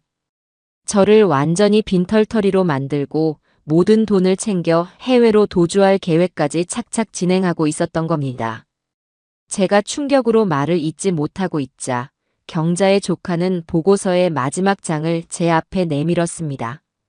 어머님, 마음 단단히 먹고 보셔야 할 겁니다. 그의 말에 침을 꿀꺽 삼키고 마지막 장을 들여다본 순간 저는 눈앞이 캄캄해지는 것을 느꼈습니다. 거기에는 나리가 몰래 사용하던 대포폰의 통화 및 메시지 내역이 복원된 자료가 있었습니다. 그리고 그 상대는 제가 전혀 알지 못하는 한 남자였습니다. 자기야, 오늘 할망구한테서 마지막으로 크게 한 못 챙겼어. 이제 진짜 거의 다 끝났어. 조금만 더 참아. 우리 나리 너무 고생 많다. 그 돈 오면 우리 캐나다 가서 제일 먼저 뭐 할까? 나는 자기 닮은 예쁜 딸 낳고 행복하게 살고 싶어. 응, 자기야. 근데 그 바보 같은 남편 놈이 요즘 좀 귀찮게 구네. 자꾸 눈치 보는 것 같아서 불안해. 빨리 정리하고 떠야겠어. 걱정 마. 그 바보는 자기 마누라가 세상 최고인 줄 아는 놈이잖아. 자기 말 한마디면 지 엄마도 팔아먹을 놈인데 뭘 걱정해. 나리에게는 숨겨둔 애인이 있었고 그 둘은 처음부터 제 재산을 노리고 완벽한 사기극을 공모했던 겁니다. 그들은 제 아들을 바보 같은 남편놈이라 부르며 조롱하고 있었고 저를 할망구라고 칭하며 제 돈을 빼돌릴 계획을 세우고 있었습니다. 모든 것을 알게 된 순간 슬픔이나 분노 같은 감정은 사라지고 오직 얼음처럼 차가운 살이만이 남았습니다. 내 아들을 저렇게 우롱하고 내 인생을 송두리째 파괴하려 한 저 인간들을 절대로 용서할 수 없었습니다. 저는 떨리는 손으로 경자의 조카에게 물었습니다.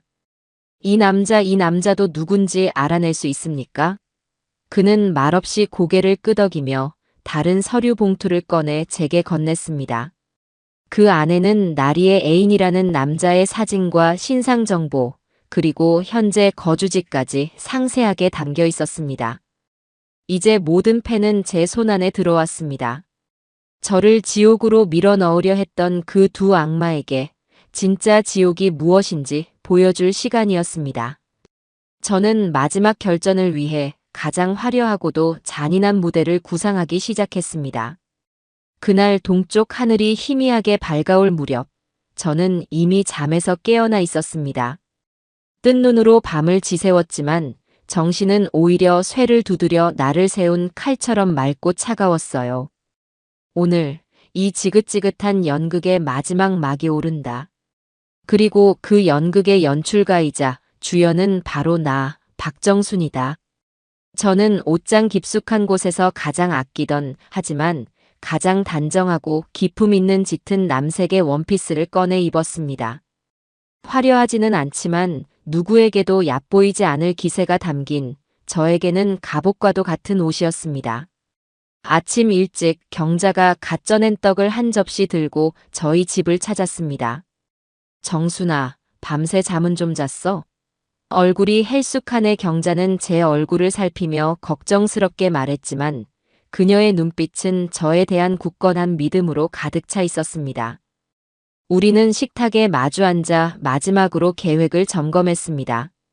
경자의 조카인 민간조사원은 경찰과 함께 약속된 시간에 맞춰 집 근처에서 대기할 것이고, 아들 민태는 나리가 도착하기 1시간 전에 먼저 와서 저와 합을 맞출 것이었습니다. 경자는 제 손을 꽉 잡으며 말했어요. 정순아, 오늘 가장 중요한 건 너의 연기력이야. 무슨 일이 있어도 절대 흥분하거나 동요하는 모습을 보여선 안 돼. 끝까지 어수룩하고 세상 물정 모르는 순진한 시어머니의 가면을 쓰고 있어야 해. 저 교활한 짐승이 제풀에 취해 스스로 무덤을 파고 들어가게 만들어야 한다고. 알았지? 저는 말없이 고개를 끄덕였습니다. 제 마음속에는 이미 수천 번의 리허설이 끝난 뒤였습니다. 약속된 시간이 되자 민태가 초인종을 눌렀습니다. 문을 열어주자 아들은 금방이라도 울음을 터뜨릴 것 같은 얼굴로 저를 쳐다보았어요. 엄마, 나 너무 무섭고 떨려. 내가 잘할 수 있을까? 녀석의 어깨는 사시나무처럼 떨리고 있었습니다. 저는 그런 아들을 안으로 이끌어 소파에 앉히고 따뜻한 차를 한 잔 건넸습니다. 민태야, 정신 똑바로 차려라. 너가 오늘 무너지면 우리는 모든 것을 잃게 돼. 너는 그저 엄마 옆에서 고개만 숙이고 있어. 겁에 질린 남편의 역할을 충실히 해내면 되는 거야. 너의 그 나약함이 오늘은 우리의 가장 강력한 무기가 될 수 있어. 제 단호한 목소리에 아들은 겨우 마음을 다잡은 듯 입술을 깨물며 고개를 끄덕였습니다. 저는 아들을 위해 일부러 나리가 가장 좋아하던 갈비찜과 잡채, 그리고 온갖 전들을 부쳐 잔치상처럼 차려놓았습니다. 이 음식들은 나리의 탐욕을 축하하는 마지막 만찬이자 그녀의 죄를 심판대에 올리는 제물이었습니다. 마침내 저녁 7시 정각. 현관문 비밀번호를 누르는 경쾌한 소리와 함께 오늘의 주인공인 나리가 등장했습니다. 어머님, 저 왔어요. 와, 어머님, 오늘 무슨 날이에요? 상다리가 부러지겠네.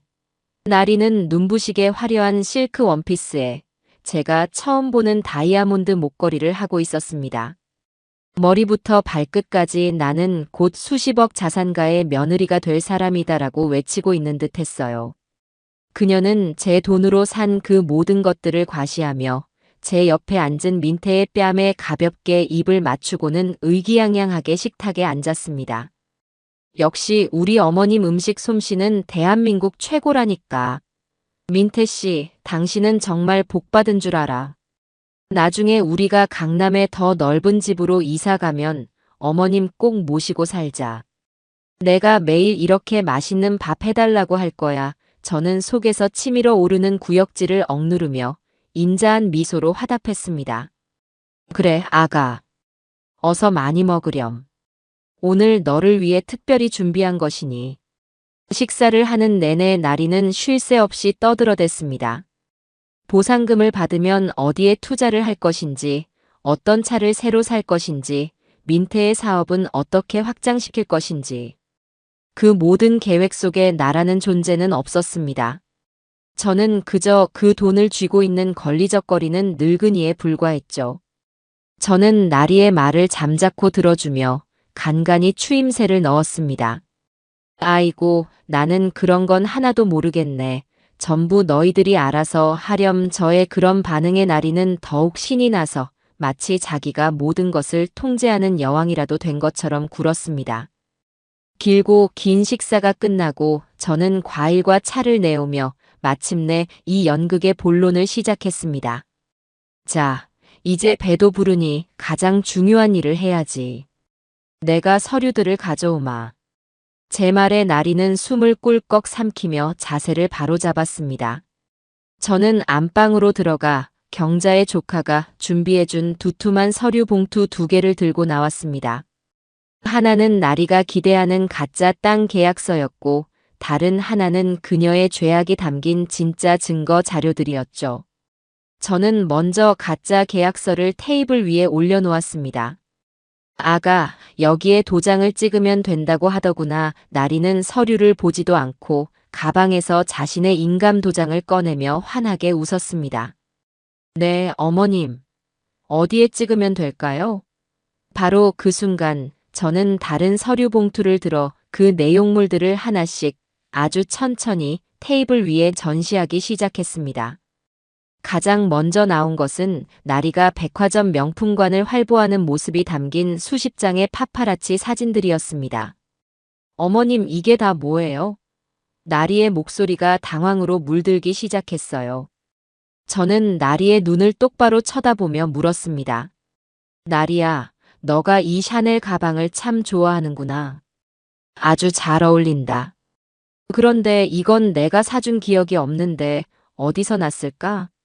저는 대답을 기다리지 않고 2번째 증거를 꺼내 놓았습니다. 바로 수십 개에 달하는 대포 통장들의 거래 내역서였습니다. 아가, 세상에는 참 머리 좋은 사람들이 많더구나. 이렇게 돈을 잘게 쪼개서 여러 사람 이름으로 돌려놓으면 아무도 찾지 못할 거라고 생각했나 봐. 그렇지? 제 말에 나리의 얼굴에서 핏기가 사라지기 시작했습니다. 3번째 증거는 캐나다 이민 변호사에게 보낸 수임료 영수증이었습니다. 한국이 그렇게 싫었니? 우리 민태랑 나를 버리고 이 추운 나라로 그렇게 떠나고 싶었어. 나리는 이제 아무 말도 하지 못하고 파르르 떨리는 입술만 깨물고 있었어요. 그리고 저는 마침내 마지막이자 가장 강력한 증거를 꺼내 들었습니다. 나리와 그녀의 애인이 주고받은 모든 메시지가 담긴 A4 용지 뭉치. 저는 그 종이를 들어 마치 시를 낭독하듯 한 문장 한 문장 또박또박 읽어 내려가기 시작했습니다. 자기야, 오늘 할망구한테서 마지막으로 크게 한 못 챙겼어. 할망구가 나를 말하는 거니, 나리야? 나리는 고개를 저으며 필사적으로 부정하려 했습니다. 저는 계속해서 읽어 내려갔습니다. 걱정 마. 그 바보는 자기 마누라가 최고인 줄 아는 놈이잖아. 자기 말 한마디면 지 엄마도 팔아먹을 놈인데 뭘 걱정해. 바보는 우리 민태를 말하는 거였구나. 제가 마지막 문장을 읽었을 때 나리는 마침내 이성을 잃고 말았습니다. 아니야. 아니라고. 이건 다 조작된 거야. 거짓말이야. 당신이 날 모함하는 거야. 나리는 비명을 지르며 테이블 위의 증거들을 향해 손을 뻗었습니다. 모든 것을 찢어 없애버리려는 필사적인 몸부림이었죠. 바로 그 순간 모든 것은 계획대로 움직였습니다. 옆에서 잿빛 얼굴로 모든 것을 지켜보던 민태가 떨리는 손으로 핸드폰을 들어 단축번호 1번을 길게 눌렀습니다. 지금입니다. 그리고 거의 동시에 굳게 닫혀있던 현관문이 열리며 제복을 입은 경찰관 2명이 성큼성큼 거실로 들어섰습니다. 그들의 뒤에는 비장한 표정의 경자와 그녀의 조카가 서 있었어요. 모든 상황을 파악한 경찰들은 순식간에 나리의 양팔을 붙잡아 제압했습니다. 유나리 씨, 특정 경제범죄 가중처벌 등에 관한 법률 위반, 사기, 절도, 사문서, 위조 및 동행사 혐의로 긴급 체포합니다. 당신은 변호사를 선임할 권리가 있으며 진술을 거부할 권리가 있습니다. 차갑고 서늘한 금속성의 찰컥 소리와 함께 나리의 화려한 손목 위로 은색 수갑이 채워졌습니다. 이거 내가 뭘 잘못했는데. 여보, 민태 씨, 제발 나 좀 살려줘. 내가 다 잘못했어. 저 노인네가, 저 악마 같은 노인네가 나를 함정에 빠뜨린 거야. 여보, 나리는 마지막까지 민태를 향해 애원하고 저를 향해 악담을 퍼부었지만 그 모든 것은 차가운 아파트 복도의 공허한 메아리가 될 뿐이었습니다. 그렇게 길고 길었던 제 인생 최악의 연극은 가장 완벽하고도 통쾌한 방식으로 막을 내렸습니다. 나리가 괴성을 지르며 끌려나간 뒤 집 안에는 폭풍이 핥히고 간 듯한 무거운 정적만이 감돌았습니다. 식탁 위에는 값비싼 음식들이 채 식지도 않은 채 널브러져 있었고 바닥에는 나리가 마지막 발악을 하며 흩뿌린 증거 서류들이 어지럽게 흩어져 있었어요. 조금 전까지 벌어졌던 그 모든 일들이 마치 현실이 아닌 끔찍한 악몽의 한 장면처럼 느껴졌습니다. 경자는 제 옆으로 다가와 제 떨리는 어깨를 감싸 안아주었고 민태는 거실 구석에 어린아이처럼 웅크리고 앉아 소리 없이 눈물만 뚝뚝 흘리고 있었습니다. 경자의 조카는 흩어진 서류들을 조용히 다시 봉투에 담아 경찰에게 증거물로 제출했고 저는 경찰서에 가서 정식으로 피해자 진술을 해야 한다는 통보를 받았습니다. 그날 밤 저는 도저히 그 집에 머무를 수 없어 경자의 집으로 향했습니다. 경자가 내어준 따뜻한 잠자리에 누워서도 저는 밤새 수갑이 채워지던 그 철컥 소리와 나리의 비명을 환청처럼 들으며 뒤척여야 했습니다. 다음 날 오전 저는 경자와 변호사를 대동하고 경찰서로 향했습니다. 제가 들어선 조사실은 드라마에서 보던 것보다 훨씬 더 차갑고 비인간적인 공간이었습니다. 담당 형사는 제 앞에 커피를 한 잔 놓아주며 최대한 편안한 마음으로 있었던 모든 일을 시간 순서대로 진술해달라고 했습니다. 저는 나리가 처음 핸드폰을 빌려갔던 그 수상했던 순간부터 소액결제 사기, 1,000만 원 예금 인출, 보험 해지, 벌법 대출, 그리고 가짜 상속 재산으로 그녀를 꿰어내 자백을 받아내기까지의 모든 과정을 숨김없이 털어놓았습니다. 제 진술을 컴퓨터로 받아 적던 젊은 여경은 때로는 안타까운 표정으로, 때로는 분노에 찬 표정으로 저를 바라보았습니다. 경자의 조카가 완벽하게 정리해준 증거 자료들 덕분에 제 진술은 단 한치의 막힘도 없이 일사천리로 진행되었어요. 몇 시간에 걸친 조사가 끝나고 제가 지장을 찍고 나올 때 담당 형사는 제 손을 잡으며 말했습니다. 어머님, 정말 고생 많으셨습니다. 이렇게까지 철저하게 증거를 모아오신 분은 저도 처음 봅니다. 걱정 마십시오. 저런 악질적인 범죄자는 반드시 법의 심판을 받게 될 겁니다. 형사의 따뜻한 말 한마디에 그동안 억눌려왔던 서름이 북받쳐 저도 모르게 눈물이 핑 돌았습니다. 조사를 마치고 경찰서 로비를 나서는데 입구에서 고성이 오가는 소리가 들렸습니다. 나리의 부모, 즉 제 사돈 내외가 딸의 면회를 막는 경찰들과 실랑이를 벌이고 있는 것이었어요. 그들은 저를 발견하자마자 타겟을 바꾸어 제게로 달려들었습니다. 나리의 어머니는 땅바닥에 주저앉아 제 다리를 붙들고 통곡하기 시작했습니다. 사부인, 아이고 사부인, 제발 우리 나리 한 번만 살려주십시오. 걔가 원래 그런 애가 아닌데 나쁜 친구를 만나서 잠시 막아신 겁니다. 저희가 사부인 재산 피해보신 거 이자까지 쳐서 다 갚겠습니다. 제발 고소만은 취하해주세요. 그 모습은 실로 애처로웠지만 제 마음은 더 이상 움직이지 않았습니다. 오히려 그 옆에 서서 저를 삿대질하던 나리 아버지의 모습에 남은 정마저 떨어져 나갔습니다. 이보시오 사돈. 애초에 사돈께서 며느리 앞에서 돈 자랑이나 하고 다니니까 애가 눈이 뒤집힌 거 아니오. 그리고 아무리 그래도 그렇지 어떻게 사람을 이렇게 함정을 파서 잡아넣을 수가 있단 말이오.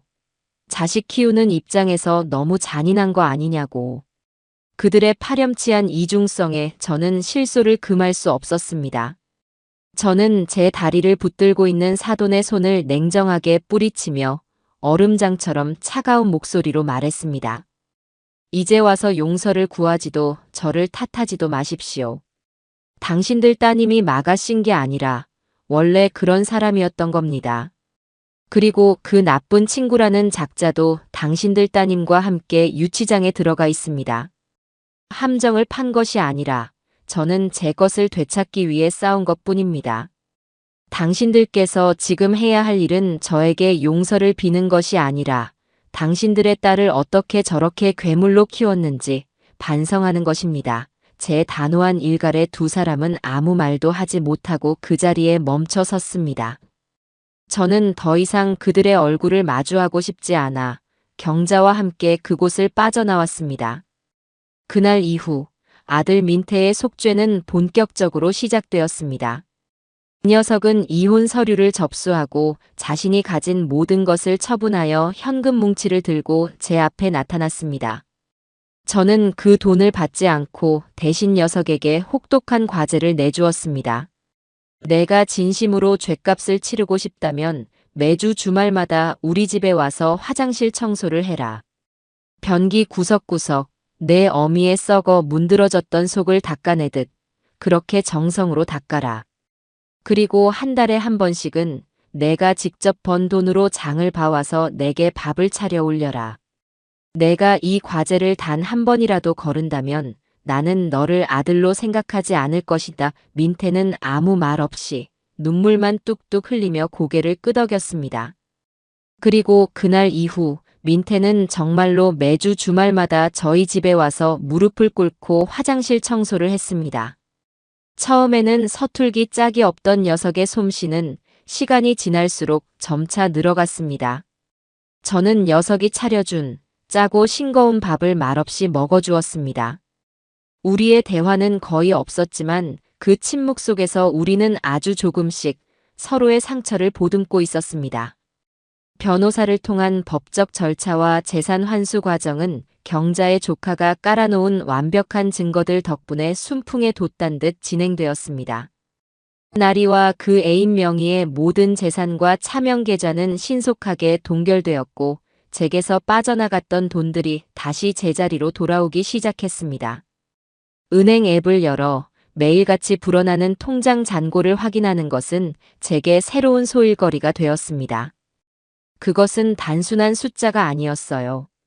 제게서 억지로 뜯겨나갔던 저의 지난 세월이자 자존심이었고 앞으로 살아갈 날들에 대한 희망이었습니다. 나리가 탕진해버린 일부 금액은 끝내 돌려받지 못했지만 피해 금액의 대부분을 회수하는 데 성공했습니다.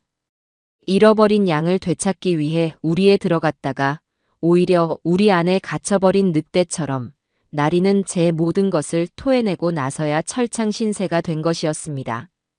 이제 이 길고 긴 싸움의 마지막 페이지, 법의 이름으로 정의의 심판이 내려지는 순간만이 남아 있었습니다. 시간은 공평하게 흘러 나리와 그 공범에 대한 최종 선고 공판이 열리는 날이 왔습니다. 그날 아침의 공기는 유난히 차고 맑았습니다. 저는 지난번보다 훨씬 더 평온한 마음으로 법원으로 향했습니다. 제 옆에는 언제나처럼 경자가 있었고 제 뒤에는 이전보다 한결 헬쑥해졌지만 눈빛만은 단단해진 아들 민태가 서 있었습니다. 법정 방청석에 앉아 피고인석을 바라보았습니다. 잠시 후 교도관에게 이끌려 죄수복 차림의 나리와 그 애인이 법정으로 들어섰습니다. 몇 달 사이에 나리는 완전히 다른 사람이 되어 있었습니다. 한때는 생기와 탐욕으로 반짝이던 그 눈은 초점을 잃고 퀭했으며 제 돈으로 관리받던 윤기 흐르던 피부는 푸석푸석하게 말라 있었어요. 그들은 방청석에 앉은 저를 발견하고는 죄인처럼 고개를 푹 숙였습니다. 재판은 마지막 절차를 향해 나아가고 있었습니다. 검사는 자리에서 일어나 그들의 죄목을 하나하나 짚어가며 엄중한 처벌을 요구하는 최종 논고를 시작했습니다. 존경하는 재판장님, 피고인들은 가족이라는 신성한 이름을 방패 삼아 연로한 피해자를 기망하고 그 평생의 재산을 갈취하려 했습니다. 이는 단순한 재산 범죄를 넘어 인간의 최소한의 도리와 신의를 저버린 반인륜적 범죄입니다. 피고인들은 자신들의 탐욕을 채우기 위해 피해자의 삶을 송두리째 파괴하려 했으며 범행이 발각된 이후에도 일말의 반성 없이 서로에게 책임을 떠넘기는 등 죄질이 극히 불량합니다. 부디 이들에게 법이 정하는 가장 엄중한 처벌을 내려 다시는 이 땅에 이와 같은 비극이 반복되지 않도록 경종을 울려주시길 바랍니다. 검사의 날카로운 목소리가 법정 안을 가득 채웠습니다. 나리의 변호사는 어떻게든 형량을 줄여보려 나리가 불우한 환경에서 자랐으며 애인의 꼬임에 넘어가 어쩔 수 없이 범행에 가담했다는 식의 동정심에 호소하는 변론을 펼쳤지만 그 모든 것은 이미 명백한 증거들 앞에서 공허한 외침에 불과했습니다. 마침내 재판장이 무거운 침묵을 깨고 자리에서 일어나 판결문을 읽어 내려가기 시작했습니다. 법정 안의 모든 사람들이 숨을 죽였어요. 주문. 피고인 유나리를 징역 7년에, 피고인 김건풍을 징역 4년에 처한다. 판사의 낮고 위험 있는 목소리가 법정 안에 울려 퍼지는 순간 나리는 억울하다는 듯한 짧은 비명을 내지르며 그 자리에 쓰러지듯 주저앉았고 그녀의 애인은 모든 것을 체념한 듯 두 눈을 질끈 감았습니다. 저는 그 모습을 바라보며 조용히 눈을 감았다 떴습니다. 제 마음속을 휘젓던 길고 긴 폭풍이 마침내 완전히 멎는 순간이었습니다. 정의는 살아있었고 비록 더디게 왔지만 반드시 제자리를 찾았습니다. 법정을 나서자 눈부신 햇살이 쏟아져 내렸습니다. 저는 하늘을 향해 아주 길고 깊은 숨을 내쉬었습니다. 제 폐부 깊숙한 곳까지 맑고 깨끗한 공기가 들어와 그동안 쌓여있던 모든 응어리와 화병을 씻어내리는 것 같았어요. 모든 것이 끝났다는 안도감과 함께 제 인생의 새로운 막이 열리고 있다는 예감이 들었습니다. 그날 이후 저는 가장 먼저 과거와의 이별을 고했습니다. 나리의 추악한 기억과 제 눈물이 서려 있는 그 낡은 아파트를 처분하고 경자의 집 근처에 있는 작지만 햇살이 잘 드는 아담한 빌라로 이사했습니다. 새 집을 제 손으로 직접 꾸미고 베란다에 작은 텃밭을 가꾸며 허브와 상추를 키우는 소소한 일상은 제게 큰 기쁨과 위안을 주었습니다. 아들 민태는 이제 어엿한 직장인으로 자리 잡아 여전히 주말마다 저희 집에 와서 청소를 하고 밥을 먹고 갔습니다. 우리는 예전처럼 살가운 대화를 나누지는 못했지만 이제는 서로의 눈을 마주보고 웃을 수 있게 되었어요. 그것만으로도 좋겠습니다. 그러던 어느 날 동네 노인복지관을 지나다 우연히 어르신 디지털 금융 사기 예방 교실이라는 현수막을 보게 되었습니다. 그 순간 제 머릿속에 전구 하나가 탁 하고 켜지는 듯 했습니다. 나처럼 또 다른 피해자가 생기지 않도록 내가 겪은 이 끔찍한 경험을 다른 사람들을 위해 쓸 수 있지 않을까. 저는 그 길로 복지관을 찾아가 관장님을 뵙고 제 이야기를 바탕으로 어르신들에게 금융사기 예방법에 대한 강의를 하고 싶다고 자원했습니다. 처음에는 제 아픈 과거를 다시 끄집어내는 것이 망설여졌지만 용기를 내어 강단에 섰습니다. 제 솔직하고 처절했던 경험담에 강의실을 가득 메운 어르신들은 때로는 함께 분노하고 때로는 함께 눈물을 흘리며 깊이 공감해 주셨습니다. 저는 그분들에게 단순히 비밀번호를 잘 관리하고 의심스러운 문자를 누르지 말라는 기술적인 지식만을 전달하지 않았습니다. 그보다 더 중요한 것은 자식에게조차 모든 것을 터놓지 못하고 혼자 끙끙 앓는 외로움에서 벗어나 당당하게 주변의 도움을 청하고 스스로를 지킬 용기를 가져야 한다는 것이라고 힘주어 말했습니다.